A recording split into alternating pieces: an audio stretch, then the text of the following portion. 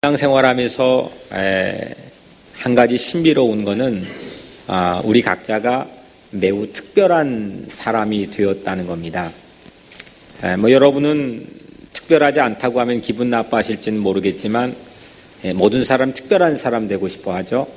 주목받지 못하면 화가 나고 또 서운하고 또 때로는 상처를 받기도 합니다. 왜 여러분들이 특별한 사람이냐? 우리가 거듭 다시 태어났기 때문입니다. 우리는 이 사실을 믿고 있습니다. 이 사실을 믿는 것이 우리 기독교 신앙의 가장 근원적인 뿌리입니다. 예수 그리스도를 믿음으로 우리는 하나님의 자녀로 다시 태어났습니다. 그래서 예수 그리스도가 여러분들을 낳았습니다. 그분의 십자가의 보혈을 통해서 우리가 새로운 생명을 얻었습니다. 믿습니까? 별로 믿음이 안 오나 봐요. 너무 중요한 진리인데 여러분들이 예수 그리스도를 통해서 이 땅에 거듭 다시 태어났다고 한 이 놀라운 사실을 믿습니까? 정말 특별한 존재인 거죠. 그런데 거꾸로 하나님이 우리를 이렇게 낳아주셨는데 거꾸로 사람이 하나님을 잉태하여 낳은 사람이 있었습니다. 보도 듣도 못한, 상상하기도 어려운, 정말 받아들이고 용납하기가 매우 난해한 그런 일이 일어났습니다. 예수 그리스도를 낳은 여인, 그 여인의 이름이 마리아지요. 천사 가브리엘이 하루는 찾아왔습니다. 그래서 갈릴리 나사렛에 살고 있는 마리아에게 네가 임신을 하게 될 거다. 남자도 알지 못하고 또 더욱이 이 남자를 알지 못하는 동정녀가 임신을 할 수 있다고 한 사실도 상식선에서 받아들이기 어려운데 저는 개인적으로 더 받아들이기가 어려운 거는 사람이 하나님을 잉태할 수 있다고 하는 이 놀라운 소식을 듣게 됩니다. 이 청천벽력 같은 당혹스러움을 가질 수밖에 없는 이 소식을 듣고 놀란 이 마리아에게 천사 가브리엘이 이런 말을 전해줍니다. 무서워하지 말라. 네가 하나님께 은혜를 입었느니라. 보라, 내가 잉태하여 아들을 낳으리니 그 이름을 예수라 하라. 사람이 신을 잉태한 겁니다. 정말 불가사의한 일이지만 하지만 이 사실을 여러분들이 받아들이고 믿고 용납할 때 보이지 않던 하나님의 세계가 열리게 됩니다. 믿지 않고선 아무것도 하나님의 말씀은 우리에게 문을 열어주지 않습니다. 이 사실을 마리아도 이 사실을 용납하기가 어려워서 무서웠어요. 그리고 이 사실이 자기에게 전해졌다고 하는 이 자체를 받아들이기가 너무너무 어렵고 난해했습니다. 하지만 이 사실을 저는 주의 여정이오니 말씀대로 이루어지리이다 라고 받아들이는 순간 복음서의 문이 열리기 시작합니다. 하나님의 일이 보이기 시작합니다. 오늘 여러분들이 각자의 삶에도 만약에 오늘 이 시간에 가브리엘 천사가 여러분들에게 나타나서 이와 동일한, 마리아와 동일한 메시지를 여러분들이 전해준다면 여러분들은 어떤 반응을 보이시렵니까? 남자와 여자 불문하고 여러분들 똑같이 네가 하나님의 아들인 예수를 잉태하게 될 것이다 라고 오늘 가브리엘 천사가 우리에게 찾아와 말한다면 여러분들은 어떤 반응을 보이시겠습니까? 물론 예수가 우리를 잉태해 우리가 다시 태어나는 것, 하나님이 우리를 낳아서 우리가 거듭 다시 태어나 새로운 삶을 사는 것, 이건 복음의 정통이고 진리이고 정수이겠지만 우리가 예수를 잉태하는 것, 이게 정말 가당한 일일까? 좀 경망스럽기도 하지만 오늘 말씀의 제목도 상당히 도발적입니다. 출산하라. 우리가 오늘 마리아와 동일하게 가브리엘 천사의 방문을 받아서 우리가 정말 예수를 잉태하고 예수를 출산할 수 있는 그런 소식을 받는다면 과연 나는 어떤 반응을 보일 수 있을까? 그런데 오늘 말씀을 준비하며 진정한 성탄의 메시지가 뭘까? 정말 당시 갈릴리 나사렛과 마찬가지로 지금 이 땅에 우리 살고 있는 모든 지구촌이 생산력을 잃어가고 출산력을 잃어가는 불모지의 땅과 같은 그런 모습으로 변해가고 있습니다. 이런 불임의 땅에 살고 있는 우리들에게 진정한 우리가 들어야 될 성탄 메시지는 바로 우리들이 예수를 잉태하고 예수의 생명을 출산해야 되는 것 아닐까라고 하는 감동을 하나님께 주셨습니다. 좀 센 이야기 같지만 복음이 주는 최고의 능력이 뭘까요? 여러분들 복음을 믿고 복음 때문에 이 자리에 앉아 계시는데 이 복음이 우리에게 주는 최고의 능력은 남녀노소를 불문하고 우리가 예수를 잉태하고 예수를 품고 예수를 느끼고 예수 한 몸이 되고 예수를 나타내고 예수를 이 땅에 출산할 수 있는 그런 능력을 복음이 우리에게 제공해 줍니다. 복음을 통해서 우리는 기대하는 것들이 많습니다. 예수 믿고 잘 되고 싶은 것도 많습니다. 또 예수 믿고 우리가 잘 풀렸으면 기대하는 것들도 많습니다. 하지만 예수를 믿고 하나님 때문에 우리가 얻게 되는 최고의 능력은 우리 이 땅에 살면서 우리 이웃과 가정과 사는 모든 삶의 터전에 예수의 생명을 생산하고 출산할 수 있는 그런 능력을 얻게 된다는 겁니다. 여러분들은 무엇을 잉태하고 무엇을 품고 있습니까? 여러분들의 마음의 태에는 무엇이 담겨 있습니까? 무엇의 배가 점점 불러오고 있습니까?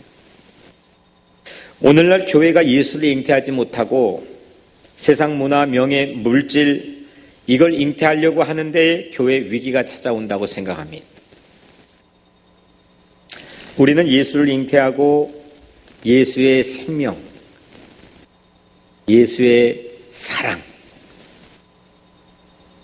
예수의 자비와 긍휼, 이 모든 예수의 생명의 능력을 세상에 우리 각자의 삶을 통해 출산해야 될 줄로 믿습니다.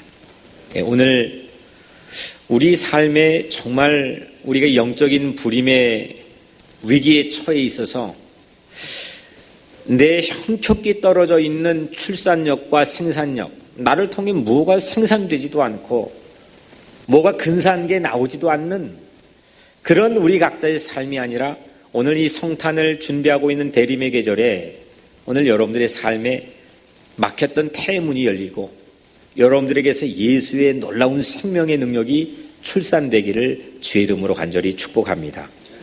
그래서 교회는 예수 출산력을 다시금 회복해야 됩니다. 세상은 이 예수 출산력을 교회로 하여금 자꾸 현격하게 떨어뜨리게 만듭니다. 교회 안에 예수 보혈이 흐르고 교회 안에 예수 DNA가 있고 누가 봐도 예수와 닮은 모습이 우리 가운데서 회복되어야 됩니다.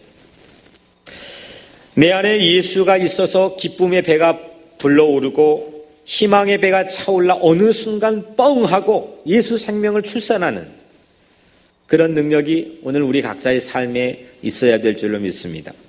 출산하십시오. 좀 도발적인 그 설교 제목 같지만 여러분들의 생명력 없는, 생산력 없는 모든 것들이 의욕이 상실되고 희망이 아니라 절망과 부정적인 말만 하는 그런 인생이 아니라 사람을 살리고 생명을 살리고 문화를 살리고 예수를 통해서 여러분들의 삶을 통해 이런 놀라운 일들이 일어나게 되기를 주의 이름으로 간절히 축복합니다. 요즘 우리 교회는 제가 좀 바쁩니다. 계속 애를 낳습니다. 한 주 걸러 병원에 미역국 들고 찾아가는 일이 매우 분주합니다. 요 근래는 거의 정말 한 주 걸러 출산을 하는 것 같습니다. 지난 6년 동안 정말 수없는 신생아들이 우리 교회에 출산되었고 오늘 우리 같이 여러분들이 소개한 혜린이도 정말 세상 의학이나 이런 걸로는 기대하기 매우 어려운 순간에 하나님이 기적같이 준 그런 선물이라고 저는 확신합니다. 10년 동안 아이 낳지 못했던 가정들도 하나님께 출산하게 하셨고 또 어떤 가정은 2주 전에 6번째 아기를 출산했습니다. 각종 기네스 기록이 쏟아지고 있습니다. 그래서 요즘 한간에 돌고 있는 우리 교회 표어가 꺼진 배도 다시 보자. 앞으로도 쌍둥이 출산이 2가정이나 기다리고 있습니다. 과연 제 목회 초미의 관심이 이제는 누구 뱃속에 있을까? 그래서 우리 교회 광고 카피라이트를 이렇게 좀 바꿔보면 좋겠다 생각했습니다. 아이를 낳고 싶습니까? 뉴욕 우리 교회로 오십시오. 우리 교회가 확실히 책임지겠습니다. 요즘에 우리 권사님 장로님들은 아이 안고 있느라고 정신이 없습니다. 이제는 누구 애기인지조차 분간하기가 어려운 그런 참 기쁜 그런 위기를 우리가 맞이하고 있습니다. 저는 혼자 착각을 하고 있습니다. 그냥 누가 그렇게 알아주든 말든 그냥 혼자 생각이니까 아들 넷 출산한 가정이 교회 부임하니까 출산 바이러스를 퍼뜨리기 시작하지 않았나. 그래서 그러나 출산력이 세졌다. 아까 우리 교회가 출산력을 현격하게 떨어뜨린 그런 위기를 맞고 있다 했는데 뭔가 우리 각자가 어디에 서 있으면 예수 믿는 사람으로 뭔가 근사하고 생명력 있는 생산력들이 일어나야 될 거 아닙니까? 근데 오늘날 교회가 서 있으면 사람들이 인상을 찡그리고 거기에서 뭔가 근사한 생산력들이 일어나지 못하고 있고 이게 우리는 위기라고 생각하고 있습니다. 근데 우리 교회 안에 지금 이 출산력들이 세졌다.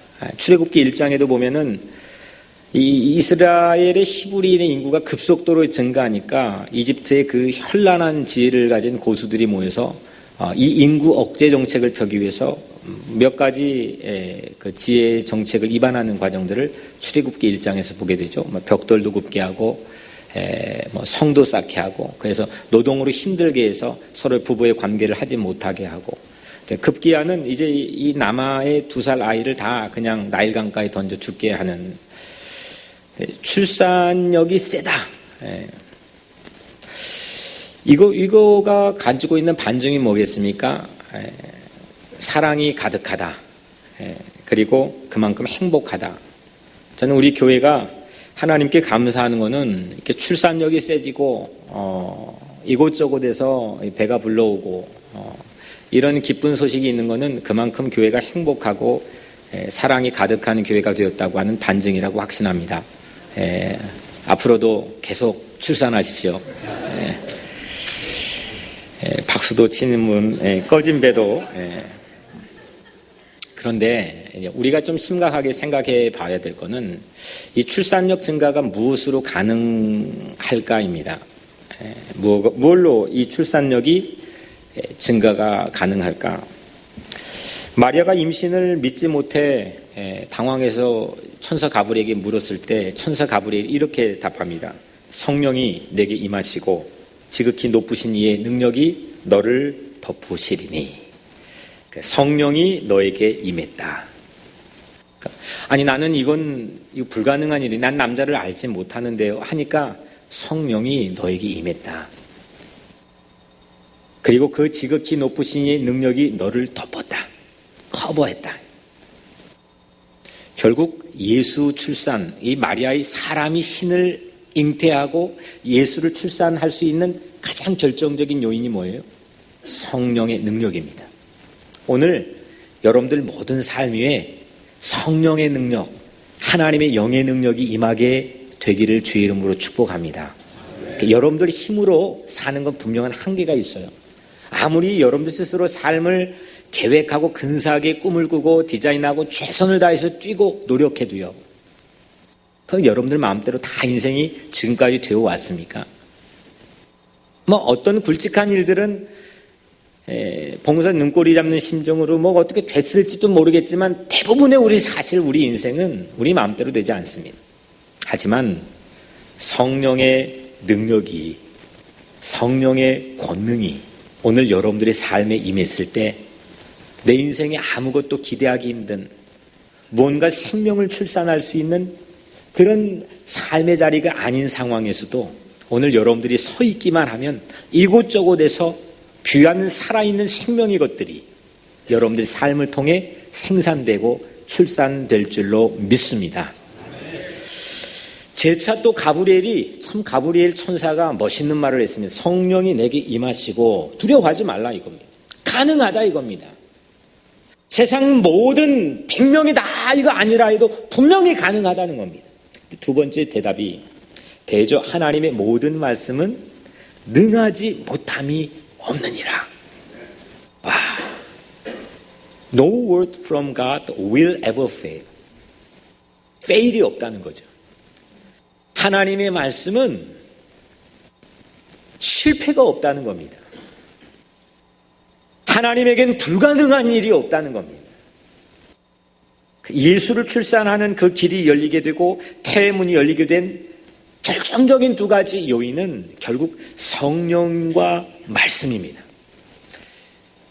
이 엄청난 지구, 이 지구 덩어리를 2000년 동안 문화, 경제, 사회 모든 각계 분야를 움직였던 한 인물이 이 땅에 출현하게 된 가장 중요한 태의 문을 열었던 요인 두 가지는 바로 말씀과 성령이었습니다. 하나님의 말씀을 받아들이지 못하고 거부하고 하나님의 말씀을 적대하고 시시하게 생각하고 의심했다면 또 그런 인생을 통해서는 절대로 그 생명의 씨앗이 내 삶에 떨어지지 못합니다. 오늘 우리 각자의 삶에서는 뭐가 나와야 되냐? 예수가 나와야 됩니다. 누르면 그 사람이 예수가 나와야죠.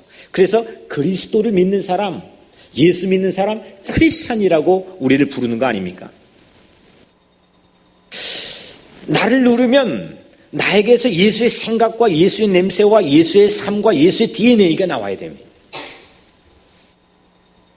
근데 예수를 출산할 수 있는 우리 각자의 삶, 우리같이 연약하고 우리같이 넘어지기 쉽고 결단했는데 또 이러고 이런 우리 각자의 삶에서도 여전히 예수를 출산할 수 있는 결정적인 요인은 하나님의 말씀을 사모하고 사랑할 때, 성령을 사모하고 사랑할 때, 그때 우리 각자의 삶에 새로운 일들, 희망찬 생명력이 있는 일들이 일어나게 될 줄로 믿습니다.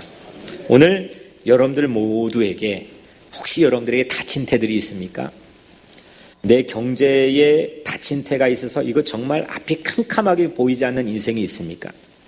직장에서 아니면 관계 문제, 가정에서 아니면 여러분들의 어떤 영적인 영혼의 세계에서 내 태가 다쳐가지고 뭔가 새로운 생명이 막혀서 나오지 않는 그런 여러분들의 삶의 자리가 있습니까?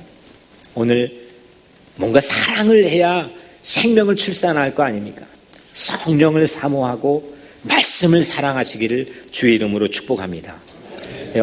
저희 어머니가 다녀가셨는데 3주 동안 머물면서 우리 교우들이 참 많이 사랑해 주셔서 감사합니다. 저는 사실 이 어머니하고 이렇게 많이 있었던 시간이 없어서 같이 막상 있으면 뭘 이렇게 또 말해야 될지 참 좋아하고 사랑하고 존경하지만 그런 것 같습니다.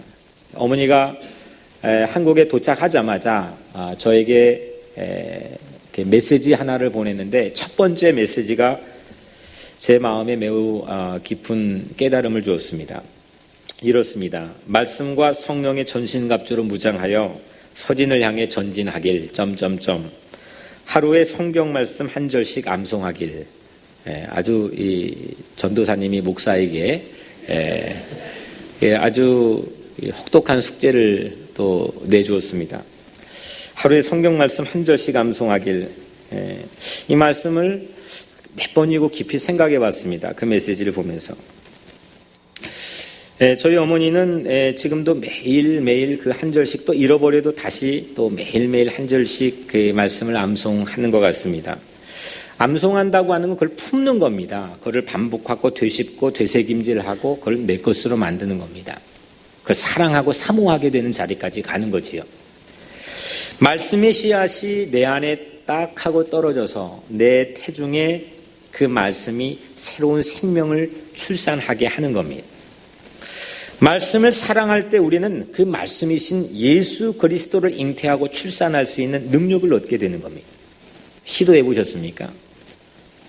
여러분들 그렇게 노력해 보셨습니까? 예수 믿는다고 하지만 수없는 설교 들어 난 다 안다고 생각할지는 모르겠지만 신학적인 교리나 여러 가지 고등 서적들 읽어서 어느 정도 빠삭하게 안다고 여러분들 생각할지 모르겠지만 그 말씀이 달콤하게 느껴질 때까지 그 말씀 붙들고 암송하고 묵상하고 사랑하고 사모해 본 적이 있습니까? 그 사랑을 통해서 그 말씀과의 사랑의 이부자리를 통해서 내 안에 새로운 예수의 생명이 잉태가 되는 겁니다. 저도 매주일 한 편의 설교를 출산하기 위해서는 한 주일 동안 그 말씀을 읽고 묵상하고 기도하고 수없이 반복하며 품고 잉태하는 과정을 거칩니다. 여러분들 오늘 말씀에 하나님의 말씀은 대저 하나님의 말씀은 능하지 못하심이 없느니라 페일이 없다고 실패가 없다는 겁니다. 실패 없는 말씀은 실패 없는 산모를 만들 줄로 믿습니다. 말씀과 성령으로 이 말씀과 성령의 이 두 축으로 여러분들 예수 생명을 잉태하고 출산하는 멋있는 제2의 마리아와 같은 그런 인생이 되기를 주의 이름으로 축복합니다. 마지막으로 이렇게 사랑하고 사모하고 오매불망 그리워하고 그 말씀을 내 마음의 씨앗으로 삼아서 우리가 예수 생명을 잉태했다면 그 예수 생명을 우리가 출산할 때 그 모습은 과연 어떤 모습일까? 예수가 품고자 했던 이 땅의 많은 일들, 사람들, 예수의 시선이 머물고 예수님의 발길이 빈번하게 왕복되었던 그런 자리들,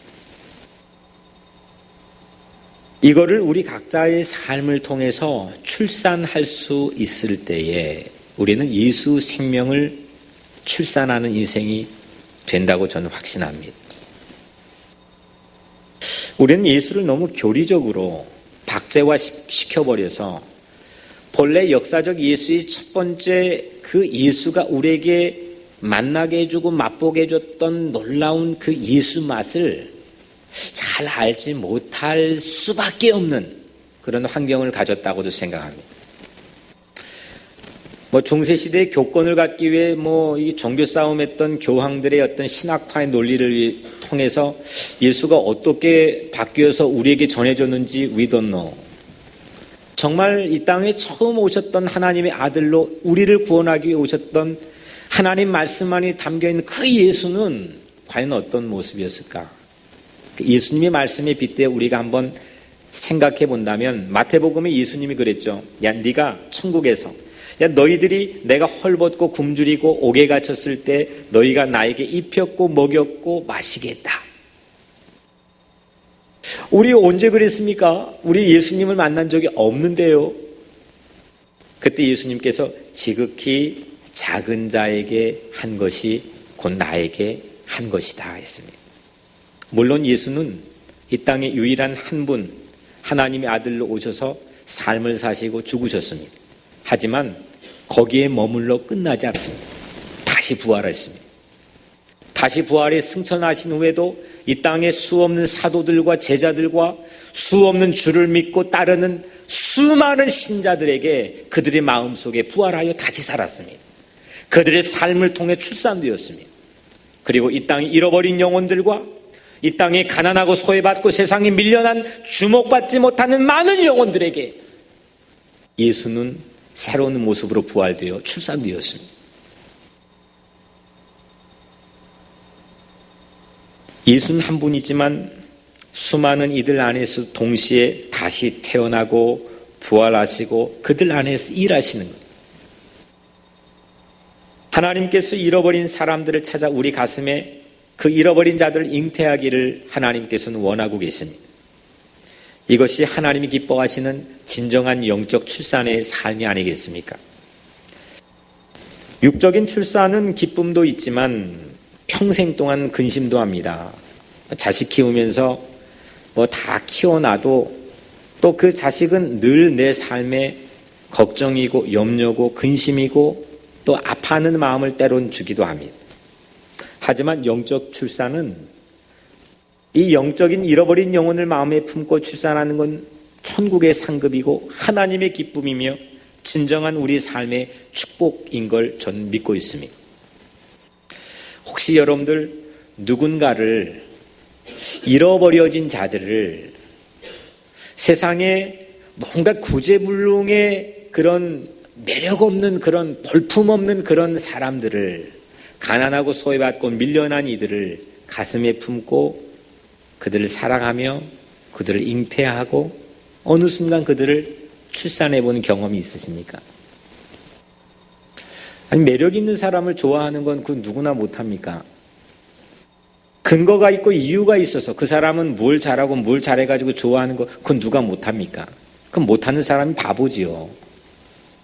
그런데 오늘 어머니의 심정을 가지고 우리 각자의 삶에 이 현격하게 떨어져 있는 출산력을 다시 회복시켜 하나님께서 우리에게 주신 새로운 꿈과 생산력의 비전은 정말 이 땅에 누구도 주목하지 않고 가능성이 제로이며 정말 세상은 밀려난 잃어버려진 수 없는 영혼들을 한 사람 한 사람 우리 마음에 품고 사랑하고 돌보고 그들 우리 삶 가운데 잉태하는 것, 이것이 하나님께서 우리에게 맡겨주신 귀한 삶의 사명인 걸 믿으시길 바랍니다. 저는 목회하는 걸 뭘까 생각해 봤습니다. 그렇게 지금 저 목회를 6년 8년 공부 또 지금 10년 이상을 공부하고 목회 지금 하는 건데 결국 목회하는 게 관리로 흘러버리는 경우도 그런데 함정에 빠질 때가 많습니다. 이 목양이라고 하는 건 사랑하는 건데 세상에 정말 사랑할 만한 가치가 조금치도 없어도 사랑하는 건데 그냥 이를 아득바득 가르면서 사랑하는 게 아니라 그냥 마음에 품고 잉태하는 건데 그로 인해 십자가의 보혈을 통해 새로운 생명을 출산하는 건데 오늘 우리 각자의 삶을 뒤돌아봤으면 좋겠습니다. 여러분들은 정말 얼마만큼 사랑하면서 내 삶의 새로운 생명을 품고 살아가십니까? 혹시 여러분들 각자의 삶에 누군가를 품고 다시 살리는 영적 출산의 체험이 있으십니까? 산모의 진통처럼 아파하는 사랑을 통해 불가능한 일을 가능하게 만드는 기적의 출산을 맛보신 적이 있으십니까? 하나님의 시선이 머무는 서진의 비전은 결국 이 영적 출산의 축복을 하나님께 간구하는 거 아니겠습니까? 맨하탄 서쪽에 있는 잃어버린 수 없는 영혼들, 다음 세대들 마음에 품고 또 연약한 이웃들을 마음에 품고 사랑하고 사모하며 내 안에 불임의 땅이 아니라 내 삶이 하나님의 놀라운 생명을 출산할 수 있는 그런 생명력 있는 땅으로 그런 인생으로 변화되기를 주의 이름으로 축복합니다. 그래서 우리 교회 예배만 오고 우리 교회 교제만 참여해도 정말 삶이 회복되고 삶이 신명나고 새로운 삶으로 출산되어지는 그런 교회가 되어야 되지 않겠습니까? 우리 교회 좀 전에 말씀드렸던 것처럼 정말 급속도로 이런 속도로 하면 정말 우리 교회 이름을 순풍교회로 바꿔야 될지도 모르겠습니다.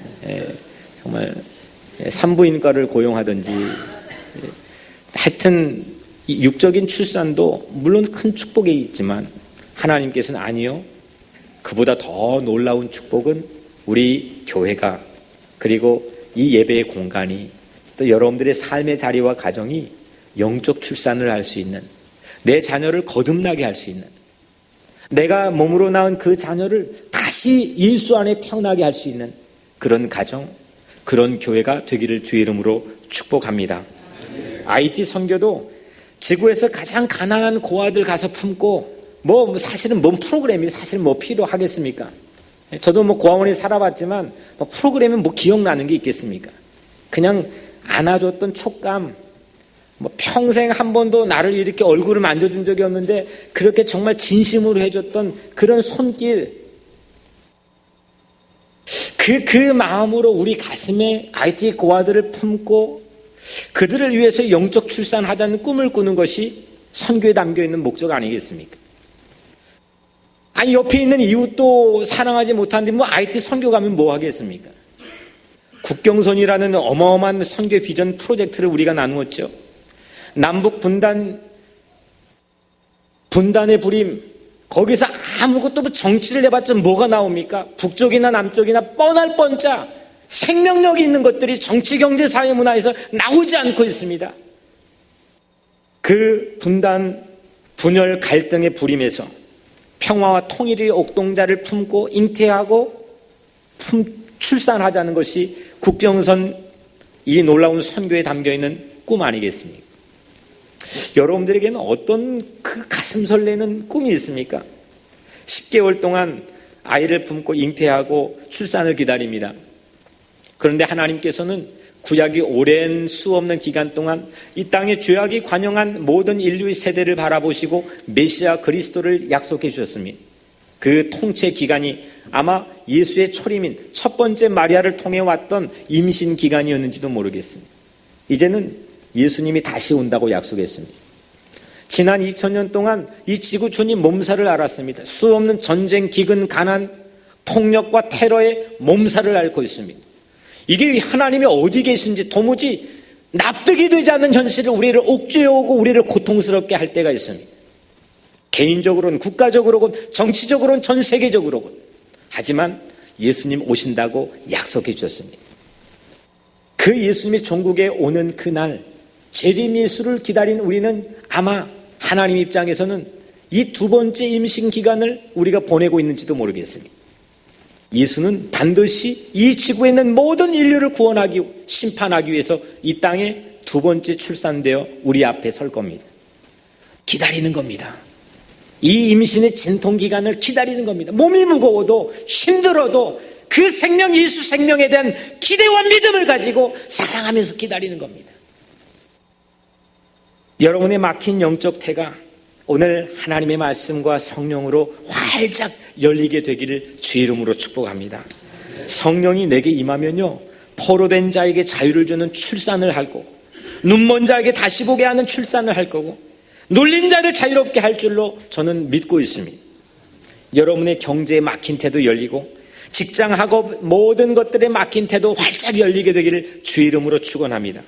사랑하는 성도 여러분, 예수 희망을 잉태하시길 바랍니다. 왜 내 입으로 절망을 품고, 왜 내 입으로 부정적인, 남을 시기에 질투하고 험담하는 이 모든 것, 부정적인 걸 품습니까? 긍정적이고 좋고 예수의 생명적이고 말씀에 길어올린 놀라운 성령의 기운을 뿜을 때에 오늘 여러분들의 삶을 통해 정말 기대할 만하고 근사한 놀라운 생명 있는 것들이 출산될 줄로 믿습니다. 특별히 마지막으로 정말 이 땅에 우리가 품어야 될 정말 어려운 이웃들, 잃어버린 영혼들이 정말 많이 있습니다. 내 가정에도 있습니다. 우리 교회 안에도 있습니다. 세상에 정말 많이 있습니다. 이 영혼들 한 사람 한 사람 우리 마음에 품읍시다. 한 사람의 가치를 천하보다 귀하게 여기시며 십자가의 사랑의 자리에 올랐던 예수님의 마음을 가지고 그 영혼들을 품읍시다. 그 영혼들에게 생명을 줍시다. 오늘 여러분들 모두에게, 그리고 이 교회 위에, 여러분들 가정 위에 이 놀라운 하나님의 축복의 출산의 능력이 있기를 주의 이름으로 축원합니다.